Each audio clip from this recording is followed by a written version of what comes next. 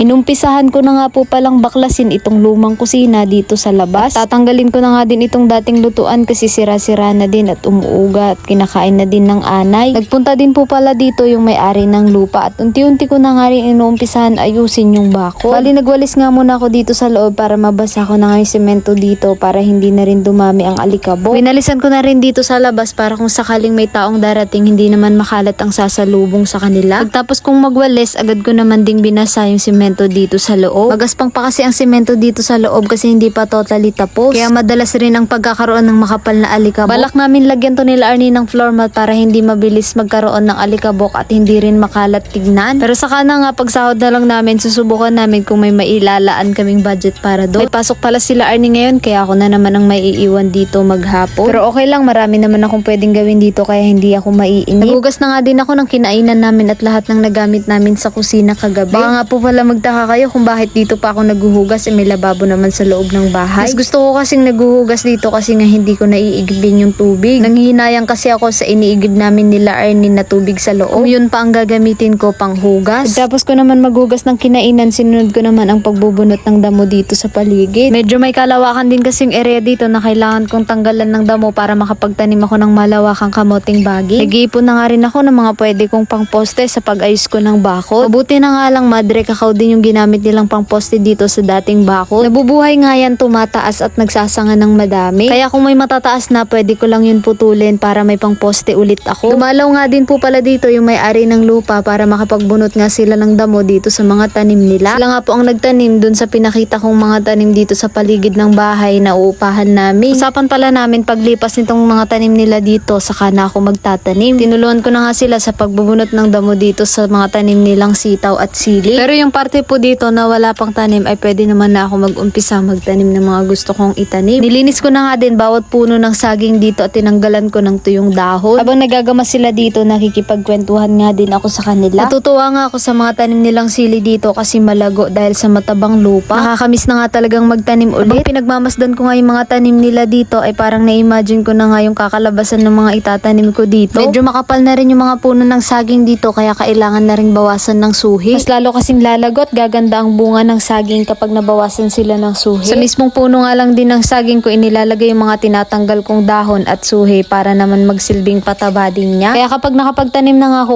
kukuha na lang ako dyan na nabulok na puno ng saging at gagawin kong pataba sa mga tanim ko. Hindi na rin maganda tignan at hindi rin magiging maganda ang bunga nito kung hindi ko babawasan, kaya ayan, binawasan ko na nga rin. Alala ko lang din dati yung buhay ko sa dating bukid na tinirahan ko.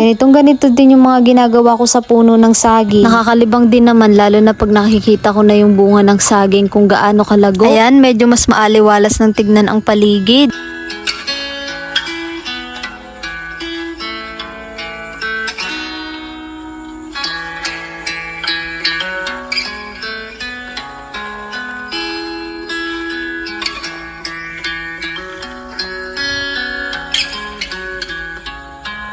Ibabaon ko na nga rin yung mga poste na nakuha ko para kapag meron akong gagamitin na cyclone ay ikakabit ko na lang at sakto buhay na rin siguro nun yung mga inilagay kong poste. Importante rin kasi na maayos ang bakod lalo na kapag may mga tanim na ako dito para hindi basta-basta mapapasok ng mga hayop na gala. Lalo na yung mga manok, marami din gumagawi dito at kinakaykay nga yung mga tanim dito sa loob ng bakuran. Lalo na yung bakod dito sa harap, kailangan ko tong ayusin at malagyan man lang sana namin ng medyo maayos-ayos na gate. Kahit yung pangsamantala lang, basta hindi lang basta-basta mapapasok ng kung sinong tao. Bali, ang ginagamit ko nga po palang mga pangposte dito sa bakod ay yung mabubuhay para siguradong matibay. Medyo mababa lang din pala yung cyclone na ginamit nila dito pero susubukan ko na lang yan lagyan ng mataas na net. Nagbungkal na nga rin po pala ako dito ng pagtataniman ko ng luya. Hindi rin ako ganong nahirapan sa pagbungkal ng lupa dito kasi mas malambot kumpara sa dati kong tinirahan na bukid. Nung nasa boarding pa nga kami nila Arnie na kwarto lang inuupahan namin ay nagtanim nga ako ng luya sa maliit na timba. At yan na nga yun, malaki na nga rin ang tubo at lumalago na din. Para mas lumago ay lilipat ko nga ito dito sa binungkal kong lupa. Sigurado lalago at mas dadami ang laman nila dito kasi hindi na limitado ang lupa na gagalawan nila. At ayan, may mga kaperaso nga din ako dyan na itatanim na wala pang tubo. Sa lahat nga ng tinatanim ko, ganito ang gustong gusto kong tinatanim yung mga rekado kasi mahal na nga ngayon kung bibilihin pa natin ang rekado. Lalo na yung luya at sibuyas, mahal na yan ngayon. Kaya mas mainam na magtanim tayo sa bakuran. Uunti-untiin ko na nga rin pong baklasin yung lumang kusina kusina dito sa labas ng bahay. Para kapag wala nang pasok sila Arnie, maumpisahan na namin gumawa ng bagong kusina. Bulok na nga din yung mga dating poste na ginamit nila dito. Siguro talagang may katagalan na rin ito. Sira-sira na din kasi yung bubong nito kaya madalas rin nababasa ng ulan. Ayan naman yung dating lutuan, nayari lang din sa kahoy na kailangan na rin palitan. Nain na rin kasi ng anay yung mga kahoy na ginamit dito. Anayin kasi talaga ang kahoy kapag nga nakasayad sa lupa, lalo na kung ang kahoy na ginamit mo ay yung marupok lang. Tinanggal ko na nga muna yung mga nasa ibabaw nito para mabaklas ko na rin yung mga kahoy. Siguro pwede pang panggatong yung mga matatanggal kong kahoy dyan. Bali gagawa na nga lang ako ng panibagong lutuan kapag nakompleto ko na nga yung materyales sa gagawin kong bagong kusina. Importante pa rin kasi para sa akin na meron kaming lutuan na kahoy ang gagamitin namin sa pagluto. Para na din mas makatipid kami at makaipon na ulit ako. Sobrang nagpapasalamat nga po pala ako sa lahat ng nagko-comment at nagsishare ng mga vlog ko dito sa bagong inuupahan namin. At lalong-lalo na po sa tumatapos panoorin yung mga video ko kahit medyo may kahabaan. Napansin ko kasi na medyo tumataas na ulit yung views ko at nababawi na natin yung tulad ng dati. Nakakatuwa lang kasi kahit napakasimple lang ng mga ginagawa ko sa vlog ko ay talagang sinusuportahan nyo ako. Ang sarap lang sa pakiramdam at napapa-thank you Lord na lang ako kapag nakikita kong maraming nagsishare at nagko-comment. Ang sarap lang sa pakiramdam kapag nababasa ko yung mga komento nyo, yun ang dahilan kung bakit mas sinisipag akong gumawa ng marami pang video. Dahilan kung bakit ako nagpapatuloy bukod sa mga pangarap ko dahil alam kong maraming naniniwala sa akin. Naglaga na nga lang din ako ng kamote at ito na nga lang din ang magsisilbing pananghalian ko ngayong araw. Malayo kasi kami sa tindahan kaya hindi rin kami agad-agad makakabili ng ulam. Yung mga tanim naman na gulay dito sa paligid ay hindi pa naman namin yun sarili kasi hindi naman kami ang nagtanim doon. Nakakaya naman kung mangunguha nga kami ng mangunguha. Mahirap kumain ng maraming kanin kung walang ulam pero syempre kung wala na tayong choice kayang-kaya natin yun kainin kahit walang ulam. Kaya kamote na lang din ang tinanghalian ko, at least ito may lasa na at hindi ko na kailangan pang iulam. Bago ko tapusin ang video na to, magpapasalamat na po ako agad sa lahat ng mag-share at magko-comment. Maraming salamat po talaga sa lahat ng walang sawang pagsuporta nyo sa